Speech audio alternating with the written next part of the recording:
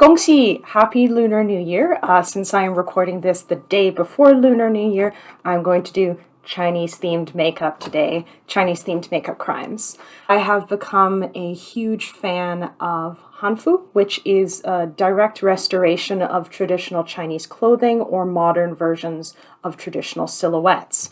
The Hanfu movement covers several dynasties of ancient China, so there's tons of variety in fabric, shape, texture, colors, patterns. I am wearing a Hanfu-inspired outfit because I cannot afford the shipping costs of ordering legit Hanfu from China.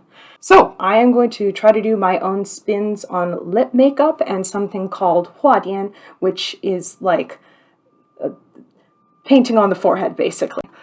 Let's go. I'm going to be using like a super old lipstick. I should probably throw this away. It's like Rimmel, so it's a drugstore brand, the Kate Moss line or whatever of lipsticks, but actually it's like a really good red lipstick. So I fall back on it a lot for like extremely reliable cover, and it's pretty silky too. So yay, drugstore brands. So a lot of the lip looks that I see in Hanfu don't paint the whole lip. Guess that was kind of the thing back then. So I'm going to use my foundation to create a skin-colored base. You work with what you have, and that's how you create makeup crimes. Infused with glow nectar. I make fun of it, but it's great. And it smells like coconut. Makeup crime number 1. It's going on my lips. I should probably like moisturize my lips first. Lips are now unchapped. Oh God. No, I put too much. Oh, fuck. I've made a mistake. I mean, I know I can just, like, take it off, but I'm not gonna. Nothing is a mistake. Everything is just building... It's on my teeth. Everything is just building blocks to your future success. Some makeup crimes are crimes that you don't want to commit, but you have to. Not painting the whole lip. Instead, like sometimes you see ones like 1, 2, 3, 4, like a little flower. But I'm not into how kissy that makes my lips look. So I'm just going to do another one where I paint the whole top lip and a little boop on the bottom lip. So one way to do it would be like, okay, that's like super lopsided, but I would look like this, and I'm not into that. So instead,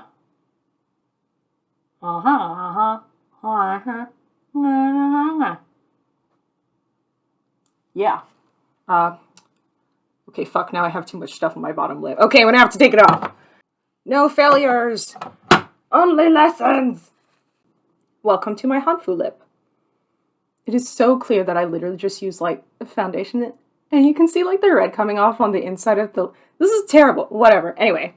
It's clown time! Clown time, here to do makeup crimes. Next is huadian. So the story is that a pretty noble lady was chilling under a plum tree, and a blossom fell onto her forehead. Cute, right? So she could get it off. And then all of the other nobles thought that she looked so enchanting that they wanted to recreate the look for themselves. It comes in a whole bunch of different shapes. It comes in a bunch of different colors, or by literally like sticking pearls to your face, which is extremely hardcore, but not my style. I have read that the gold version of huadian came from like literally like sticking gold leaf to your forehead, and that the teal version came from sticking dragonfly wings to your forehead, which absolutely metal. Ancient ladies with makeup, absolutely metal. Way more metal than I will ever be. I'm going to try a upside down solid triangle, which I don't see very often, but it did look cool, so whatevs. It looks kind of like cyberpunk. I'm going to try a 3-point petal. I'm going to try a solid dot, and I'm going to try an upside down teardrop. This is Kaja Cosmetics brand, which specializes in like having extremely cute names for their products. This is a sadly discontinued lipstick line called Cushy Vibe, which is already like I'm in love with it. It's unbelievably smooth and good, and I'm so sad that they discontinued their line. But it looks like that new one that like Selena Gomez or whatever has like something similar. Here we go. Painting my forehead. I can already see that this is not the best because it's like really chalky and uneven looking. It's not going onto my lips, it's going onto my fucking forehead. I am nothing if not committed to my crimes, so it's just a fucking triangle on my forehead. One thing I like about Hanfu is that the color combinations are just fantastic. Like, I see color combos that I never would have expected. For the eyeshadow, I'm probably supposed to use some kind of specialized eye primer, but because I don't care enough, I tell myself that anybody who is selling eyeshadow primer is just trying to sell people something that they don't need. That makes me feel better. Alright, so my forehead's just going to be pink for the rest of the day. This is what I get for committing makeup crimes. Did I get lipstick on my teeth? Anyway. Okay, next up, I'm going to do the 3-point petals, and I decided that I'm going to use like pencil eyeliner or eyeshadow for this. Boop, boop, boop. Oh, that was easy. I mean, I guess I could like round them out and make them look more like flower petals, but I find that my drawing skills become exponentially worse when it's on my face. I thought that doing it in black would make a little bit more metal looking, so yeah. I think this was a success, actually. Now the only question is how to get it off my face. Our final two huadian. The first one is going to be a solid dot in teal. And for that, I'm sure it'll be a lot easier than drawing a triangle on my face, but let's see how I can mess it up.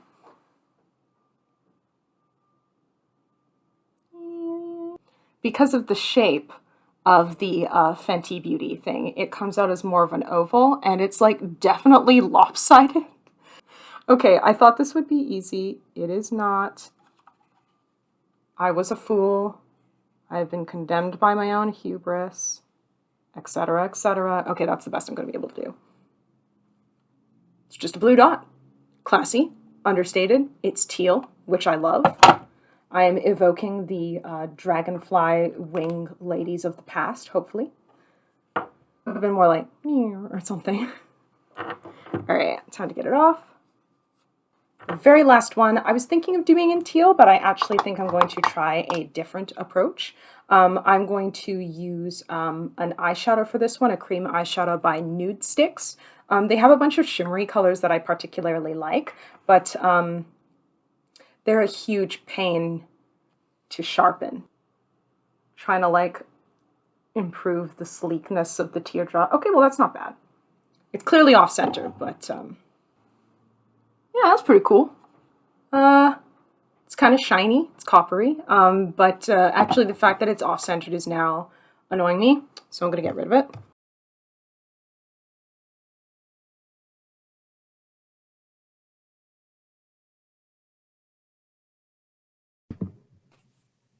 All right, we are recording. Yes. For today's interview, I am joined by Issa, all the way from Winnipeg, who performs in drag as Smoky Star, which I think is a fantastic name, by the way. Thank you. I do want to ask, how did you come up with Smoky Star? When I started doing drag, I immediately went to like my Indigenous drag family and was like, I need a actual drag name, because I had started, I was doing a favor for one of the organizations here that does a lot of work with, trans and queer people who are, facing homelessness. So I did a fundraiser, and in the fundraiser, I was in drag as this like really homophobic boy named Chad, or sometimes Kyle. And that really didn't like suit like who I was, and I kind of got hooked on drag.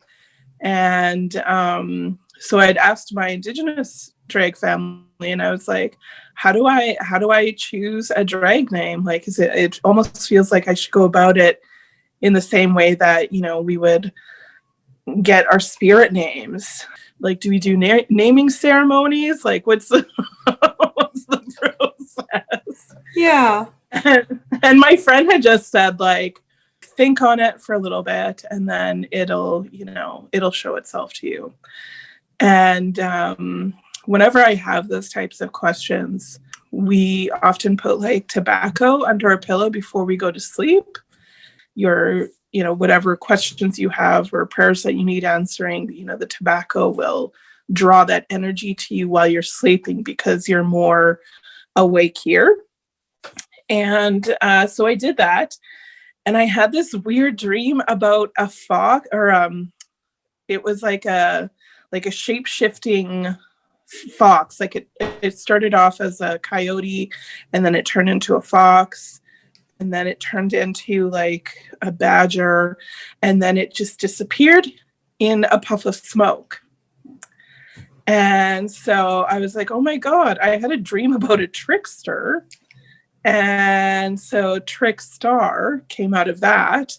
And the cloud of smoke, I was like, I like that, Smoky. So that's how my drag name came to be.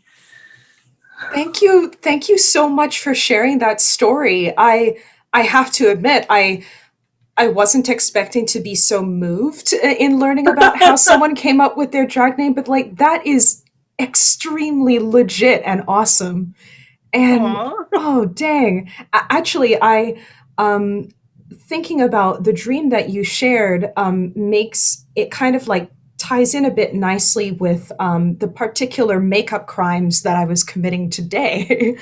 Traditional Chinese themed makeup, like foxes being tricksters, is also in Chinese mythology. Oh, and okay. yeah, and so I really like the idea of like fox related symbolism. They are also shapeshifters. Like the trickster as being more like ambivalent than, like people will, sort of, think of it as like malevolent and, like they're always doing wrong. Yeah. And I look at point. it as, being like that balance that we need, when there's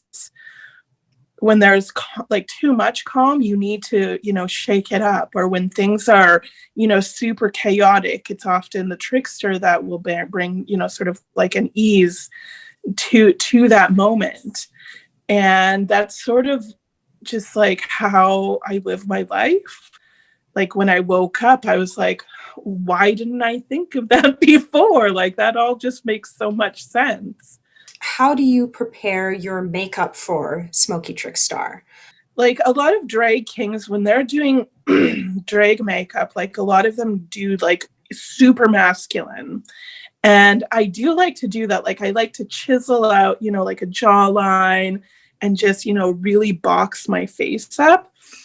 And like, I'll give myself like sideburns and like, that like side beard. Sometimes I'll have like a little goatee and like, a mustache.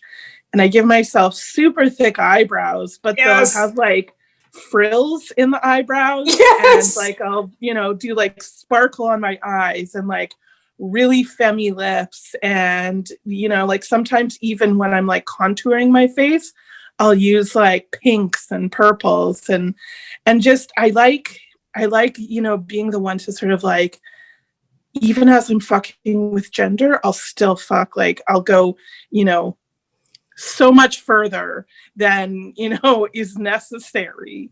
But, for me, it just like, it feels good. Yeah. And like, oftentimes people think like, oh, if you're non-binary, then you have to be, like androgynous. I don't agree with that. I think if you're non-binary, you can, it doesn't mean you have to dress differently. It's just you're being true to who you are. You're being true to, what your gender is, but gender and clothes don't determine, like neither one determines the other. T-shirts and pants with a blazer or a hoodie for today. Yeah. And and I'll still wear makeup. That's the other thing that never really changed for me was, even once I started like dressing more masculine, and my hair is like, I often keep my hair short, but I'll still wear makeup. Although drag makeup makes my face break out like heck. Yeah. Creams and primers, before I even put the makeup on, having drag makeup on for that long of a period of time, especially when you're like filming or doing like a photo shoot, and it cakes on. I was thinking about you mentioning that you contour in pinks and purples, which is fantastic. And so I want to know, like, what else does gender fuck or gender play mean to you? Like, I will really play it up. Like, I'll come out with like a top hat, and I have this long t-shirt that has like Smoky, like embezzled, like, just like bedazzled in the back, like Good. Super, like 60s type of, like the Greasers type of thing. And I'll spike my hair up, but then I'll do a lip sync number to, like Britney Spears or something. Like, I'll still do like a lot of like, typical dude stuff, but then I'll like throw in like a jazz hands or a lot of the times, like, I won't bind. So I'll just like have, my boobs just like flopping and flipping everywhere, and not, even try and hide the fact that I have them. This is my body, regardless of whether I remove them later on. Here you go. People will be like, did you do that? You did that, didn't you? And I'm like, yeah, I did that because I can. Yes. I think that's very trickster energy. There's all these sort of like social rules and constructs that we have that kind of like are a hindrance to a lot of us, especially if you're not, like the mainstream, like white, cis, straight, able-bodied. What's stopping me? Legit, what is stopping me? There's nothing stopping me except myself, and myself says, do it. So I'm going to do it. Oh. Are we frozen again? Did I freeze again? Maybe. We're good. We're good now. Before both of us disappear in a haze of static, thank you so much. Thank you. It was wonderful to meet you and wonderful to speak with you. And yeah, and I hope we see each other again at some point. Yes, me too. Take care. Take care. Bye. No failures. Only lessons.